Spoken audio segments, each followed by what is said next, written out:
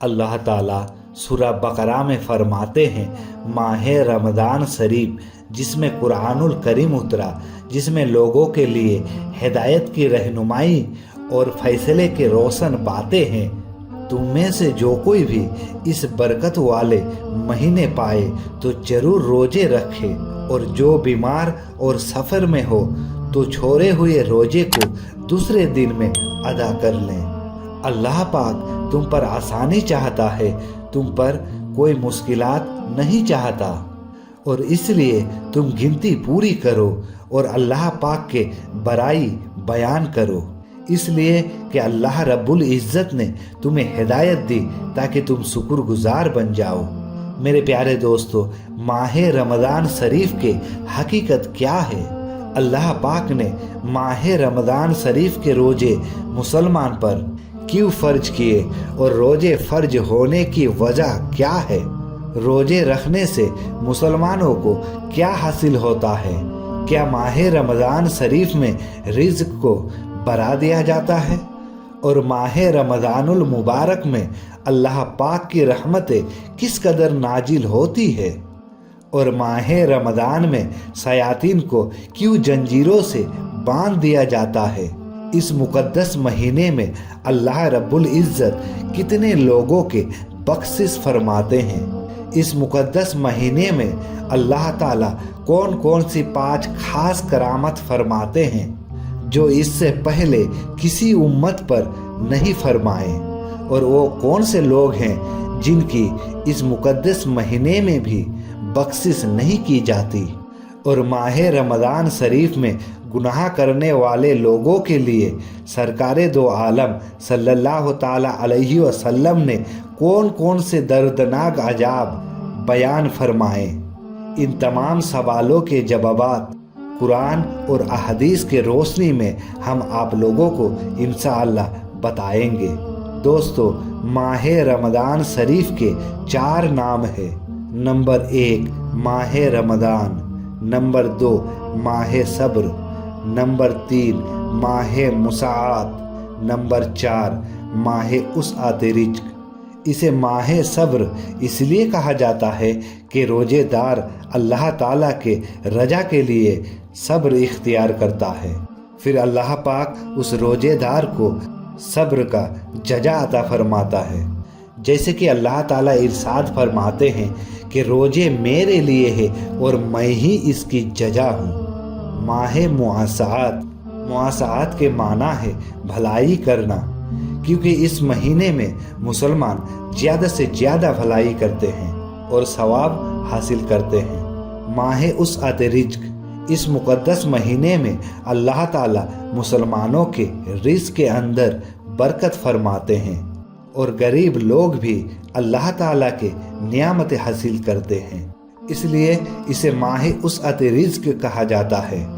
حضرت سیدنا ابو سعید خدری رضی اللہ تعالی عنہ سے روایت ہے کہ نبی کریم صلی اللہ تعالی علیہ وسلم نے ارشاد فرمایا کہ ماہ رمضان کے پہلی رات آتی ہے تو آسمانوں کے دروازے کھول دی جاتی ہے اور پھر آخری رات تک وہ دروازے بند نہیں کیے جاتے۔ جو کوئی بھی مسلمان ماہ رمضان کے کسی بھی رات میں نماز پڑھتا ہے تو اللہ پاک اس کے ہر سجدے کے بدلے میں 1500 نیکیاں لکھتا ہے اور اس کے لیے جنت میں سرخ یاقوت کا محل بنایا جاتا ہے۔ سرکار دو عالم صلی اللہ تعالی علیہ وسلم فرماتے ہیں، جو کوئی ماہ رمضان کے پہلے روزہ رکھتا ہے اس کے گناہ معاف کر دیا جاتا ہے اور اس کے لیے صبح و شام تک 70,000 فرشتے مغفرات کی دعا کرتے رہتے ہیں، اور رات اور دن میں جب بھی وہ سجدہ کرتا ہے تو اس کے ہر سجدے کے بدلے میں جنت میں ایک ایسا درخت لگایا جاتا ہے جو اتنا بڑا ہوتا ہے کہ ایک گھوڑ سوار اس کے چھاؤں میں 500 سال تک گھوڑا چلاتا رہا ہے۔ حضرت جابر بن عبداللہ رضی اللہ تعالی عنہ سے روایت ہے کہ نبی کریم صلی اللہ تعالی علیہ وسلم ارشاد فرماتے ہیں، میرے امت کو ماہ رمضان میں 5 ऐसी चीजें अता की गई जो मुझसे पहले की नबियों को नहीं मिली। नंबर 1, जब माह रमज़ान के पहली रात होती है तो अल्लाह ताला उनकी तरफ नजर रहमत फरमाते हैं, और जिसे अल्लाह ताला के नजर रहमत हो जाए उसे कभी भी अल्लाह ताला अजाब ना देगा। नंबर 2, शाम के वक्त रोजेदार के मुंह से जो बू आती है वो अल्लाह ताला के नज़दीक मुस्क से भी बेहतर है। नंबर 3, फरिश्ते दिन रात रोजेदार के लिए मगफिरत करते रहते हैं। नंबर 4, अल्लाह ताला जन्नत को हुक्म फरमाता है कि मेरे नेक बंदों के लिए तैयार हो जा, अनकरीब दुनिया के मशक्क़त से मेरे घर और मेरे रहमत पर राहत पाएंगे। और नंबर 5, जब माह रमज़ान शरीफ के आखिरी रात आती है तो अल्लाह ताला सबकी मगफिरत फरमा देता है। हज़रत अब्दुल्ला इब्न अब्बास रज़ी अल्लाह ताला अन्हो से रिवायत है कि प्यारे नबी सल्लल्लाहु ताला अलैहि वसल्लम ने इरशाद फरमाया कि अल्लाह ताला माह रमज़ान शरीफ में रोज़ाना इफ्तार के वक्त ऐसे गुनहगारों को जहन्नम से आज़ादी फरमाता है जिन पर गुनाह के वजह से जहन्नम वाजिब हो चुका होगा। हज़रत अबू हुरैरा रज़ी अल्लाह ताला अन्हो बयान फरमाते हैं कि सरकारे दो आलम सल्लल्लाहु ताला अलैहि वसल्लम इरशाद फरमाया, जब माह रमज़ान आता है तो जन्नत के दरवाजे खोल दिए जाते हैं और शयातीन को जंजीरों में जकड़ दिया जाता है। दोस्तों, अल्लाह ताला चाहता है कि माह रमज़ान शरीफ के बाबरकत महीने में अल्लाह ताला के बंदे ज़्यादा से ज़्यादा अल्लाह ताला के इबादत करे और मेरी रजा हासिल कर ले। इसी वजह से अल्लाह ताला माह रमज़ान में शयातीन को कैद कर देता है कि शैतान मरदूद मेरे और मेरे बंदे के राह में ना आए।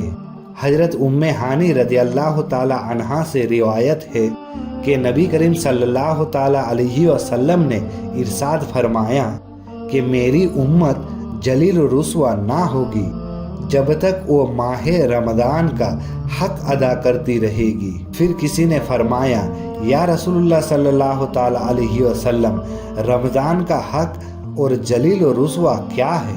तो आप सल्लल्लाहु ताला अलैहि वसल्लम फरमाने लगे कि माह रमज़ान में हराम कामों का करना, जिसने शराब पिया या फिर ज़िना किया तो अल्लाह और अल्लाह के फरिश्ते उसे आने वाले माह रमज़ान तक लानत करते रहेंगे। अगर वो शख्स अगले माह रमज़ान आने से पहले मर गया तो उसके पास कोई ऐसा नेकी नहीं होगी जो उसे जहन्नम के आग से बचा सके। तो दोस्तों, माह रमज़ान शरीफ को यूं ही जाया ना करें। अल्लाह हम सभी को सीधा राह पर चलने के तौफीक अता फरमाए। आमीन।